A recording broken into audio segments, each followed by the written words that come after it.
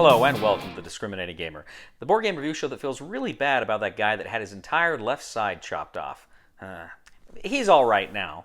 Ladies and gentlemen, we are going to continue with my top 100 games of all time. Today we are looking at my top 50 through 41.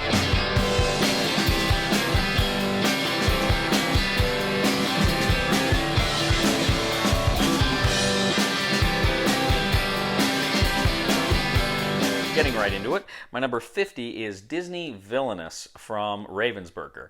This is a great game of kind of asymmetrical game where everybody has their own powers and their own unique objectives they're trying to get to, and you're playing the game trying to get as far as you can get and trying to screw over everyone else to keep them from reaching their objectives.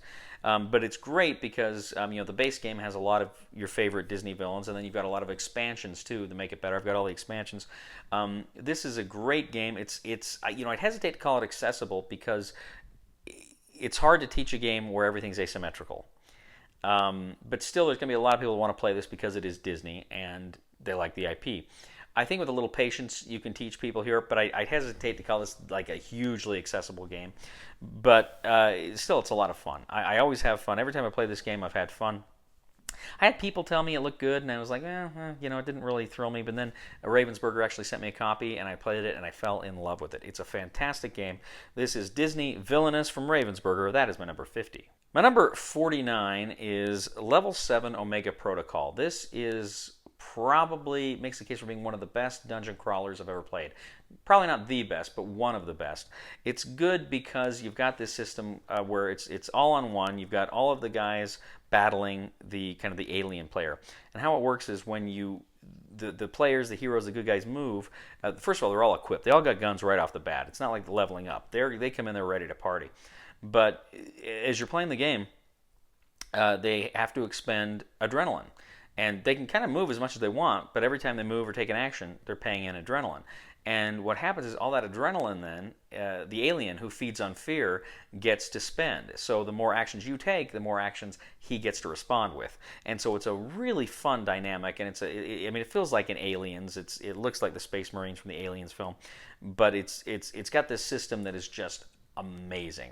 So I highly recommend it. This is Level 7 Omega Protocol. This is from Privateer Press. My number 48 is a game that is kind of got a steampunk theme.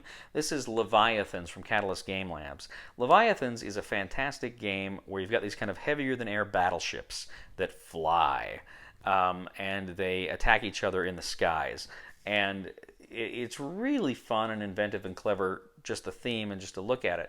But it's a naval game fundamentally. You're moving these ships along these paths, along these hexes, and you're maneuvering them, you're what have you. But what's fun is when you fire, when you attack, you actually have a dry erase board, and you're checking stuff off, you're ticking stuff off on this dry erase board. And that is a lot of fun as well. And then you can play with the torpedoes, which add kind of obstacles and stuff like that. There's all sorts of really fun things in this game that I really, really enjoy. This was probably one of the first kind of naval games like this that I played, and I fell in love with it. And like I mentioned Talon, I think last time, which is a great game that feels a lot like it.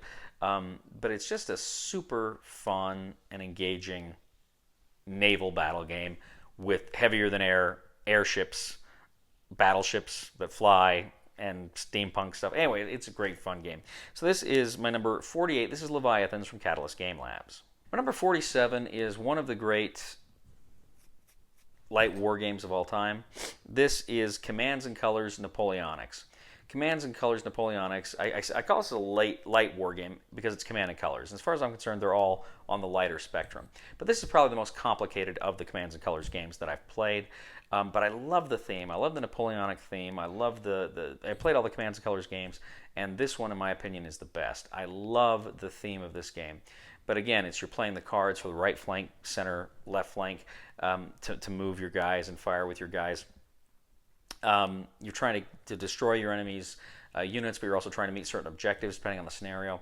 It's a great game. It's an absolutely fantastic game that I love very, very much. So this is Commands and Colors Napoleonics. That is from GMT Games. That is my number 47. My number 46 is another war game, and it used to be higher on my list, but again, it's a game I haven't played as much recently. However, last night I did play kind of the spiritual successor to this game.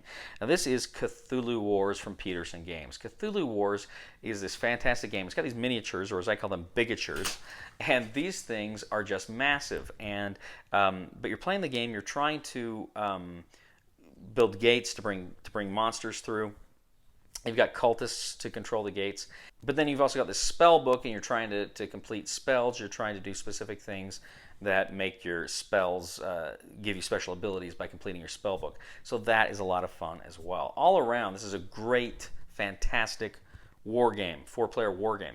Now, they just came out. This is a game I played last night with the Cthulhu Wars Duels, which is just a 2-player version. It doesn't have the miniatures. It's got cardboard standees, but it's a lot of the same game here, and that's a very fun game as well, too. Just played it, so it's not on the list. Came up with the list a little while ago. But Cthulhu Wars is absolutely phenomenal. Love this game very much. So that is my number 46, and that is from Peterson Games. My number 45 is Ecos, the First Continent. This is a game that essentially, I got it and I was thinking, this doesn't look fun at all, and then I played it and it blew me away. It's a game where you essentially got, it's kind of a bingo thing. You're essentially drawing these tiles out of a bag, and if they match your cards, you can, collect what you need for it, and then you're like, oh, bingo. And you don't say bingo, you say ecos, and you get to go ahead and take actions there. And your actions are around this continent. You're literally building these tiles that reflect kind of a continent like Africa. You can place animals on there, and then when you score, you're kind of looking at, okay, where do my animals touch, or what, can I group this water together, or these forests together? You're building mountains and trees, and there's all sorts of ways you can score in this game. But it's just, I'm not doing it justice. I'm talking about it, but it's got this bingo element that's surprisingly a lot of fun. But then you've got this kind of world building element too, and it's just, my friends, again, this is another one we all had a ball with. Haven't played this with anybody that didn't love it. It's just such a fun game. So this is Ecos, the First Continent. That is from AEG, and that is my number 45. My number 44 is a game also, again, I played recently. It's a game that my friend Zach loves, and his son Max just recently left on a Latter-day Saint mission. And the night I went to say goodbye to Max, we played this game, and Sean was over there, and his son was over there, and we had a lot of fun. This is Betrayal at House on the Hill. Now, Betrayal on the House on the Hill is kind of a controversial game because it's kind of weird. There's all these different scenarios, and I really think when I play Betrayal on House of the Hill, this is one of those games I don't play to win or to lose. I play it for the journey. I mean, obviously you're trying to win, but I mean, I play it because I like the story it brings out, and I like the fun it brings out. Again, this is a game that I've got some great stories that I'm still telling years later. And we just really enjoy it. There's a lot of this chaos that goes on. And they've come out with different iterations. They come out with the Baldur's Gate, which is the fantasy version. They came out with the Scooby-Doo, which is kind of the family-friendly version.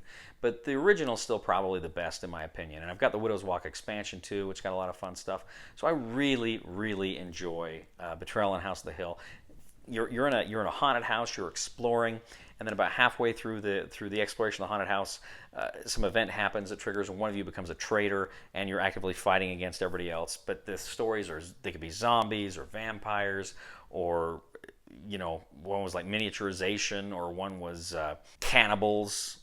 Just lots of fun, gruesome monsters and horror scenarios at play, and each game plays out like a B movie. So really enjoy it. This is Betrayal on House of the Hill. This is from Avalon Hill, Wizards of the Coast, Hasbro, and that is my number 44. My number 43 is another dungeon crawler that I do enjoy quite a bit, and that's because it's got a very unique what they call the river system and tile system. And this is Batman Gotham City Chronicles. Essentially, one player plays the villains, and then multiple players play Batman and his allies. So it's kind of a dungeon crawl. You're going around hitting people and whatnot, but what's cool here is you're spending energy to take every action. And the bad guy has these tiles in this river, and he can, if a tile's over here, it's really cheap. So he can play it, and it doesn't cost him much, and then it slides here, where it becomes more expensive. So you may want to play stuff here because they're in a position to attack, but it's going to cost you more. So you want to play the guys from over here. But at least it's some really good decision making. Then the good guys, they too have to deal with how much energy am I going to spend on their turn. It really a fun game, really fun and engaging. A few little issues with the rulebook's kind of wonky. The whole thing with initiative and how you find out the initiative is just really stupid in the rulebook. There were some missteps in this production, but it was a Kickstarter, and it ended up, I think despite those problems, it ends up being just a fantastic game, and it's a lot of fun, particularly if you're a fan of Batman and superhero games. I think you'll really get a kick out of this one. So that is Batman Gotham City Chronicles, and that is from Monolith. That is my number 43. My number 42 is a Hidden Trader game. That was kind of the heir to Battlestar Galactica. After Fantasy Flight Games lost the Battlestar Galactica IP, or they allowed it to lapse, I don't know what happened there, they wanted to come up with a new version, and this new version was New Angeles. So New Angeles from Fantasy Flight Games, released a few years ago, 2016, 15, 16, is a pretty good Hidden Trader game where your different corporations. It's set in the Android Netrunner universe. You got these different corporations, and these different corporations are constantly fighting each other.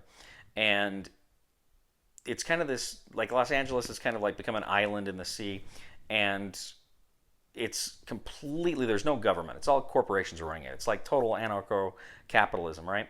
And one of them, however, is secretly a federalist, secretly working for the federal government, trying to reassert their power over this island. So he's the Hidden Trader. But the winning condition is you can have many people win, or everybody can lose, but there will always be at least one loser. And because essentially to win, you don't necessarily have to beat everyone else, you just have to beat one other person that only you know who it is. So the whole game you're looking at that other person and you're trying to beat them. And then, of course, if the Federalist wins, then the game wins. Now, most of the time, I'll tell you right now, most of the time the Federalists win. I played this game maybe half a dozen times, and the Federalists has won, I think, all but once. But there was one time when the Federalists didn't win, and I think that's cool. That's the way it's designed. You want to have a game that's difficult, where you know you're up against the Federalist, and he's the real villain of the game. But it's a lot of fun. Really enjoyed it. This is New Angeles. That is my number 42 from Fantasy Flight Games. My number 41 is another Hidden Trader game. In fact, this is one of the, I think this may have been the first Hidden Trader game ever published, if I'm not mistaken. This is Shadows over Camelot from Days of Wonder. This is a great game where you are in the Arthurian court, and you take positive actions. You know, you can draw a card, you can attempt to solve problems, you can go on quests, you can do these good things, you can kill monsters or catapults, but then you always have to take a negative action. You have to draw an evil card, which may hurt you. You may have to place a new catapult in front of the castle. You may have to lower your health value. So throughout the game, you're taking these good actions, but then there's also these negative actions which can hurt you. So you kind of always have to be on the ball, and everybody's always accusing everybody else of being the traitor when they take a negative action. It's like, well, what can I do? I got to take a negative action. And it's like, oh, you're a traitor because you chose that negative action. But it's always fun. Every time I play this game, it's just a huge hit. And what's cool is you may not have a hidden traitor. You may be playing with 6, 7 people, and the way the game works is in setup, you may not have a hidden traitor. So even if there isn't a hidden traitor, you're still accusing each other of being hidden traitors. Tremendous fun. Really love Shadows over Camelot. That is my number 41, and that is from Days of Wonder. Thank you once again for joining us today, ladies and gentlemen, on The Discriminating Gamer. As always, we ask you to please leave a comment. Let me know what you think. Please tell me if you like my choices here. If you don't like my choices, please I'm always eager to hear what you have to say. Just keep it civil. Ladies and gentlemen, you can also, like I say, check us out on Facebook, on Board Game Geek. And also, to subscribe to us here on YouTube. We really appreciate that. Now, if you also are interested in World War II and military history, I recommend you check out my other YouTube channel. That is Cody Carlson, PhD, where we talk about all of those good things there as well. Ladies and gentlemen, I got to tell you, years ago when I told all my family and friends that I wanted to be a comedic YouTube personality, they all laughed at me. But I can guarantee you, no one is laughing now. Please somebody help me on my feet again, and I don't know where I'm going, and I don't know where I've been. Please somebody help me on the solid ground. It's a long time, and I'll be dying. Once a year I wind up in the band. God knows that I love to fight, but I don't ever win. It's a fine line. I really hope Cody picks the Wiggity Wax of Wiki Wiki Bird as his number one. Ooh, yeah, baby.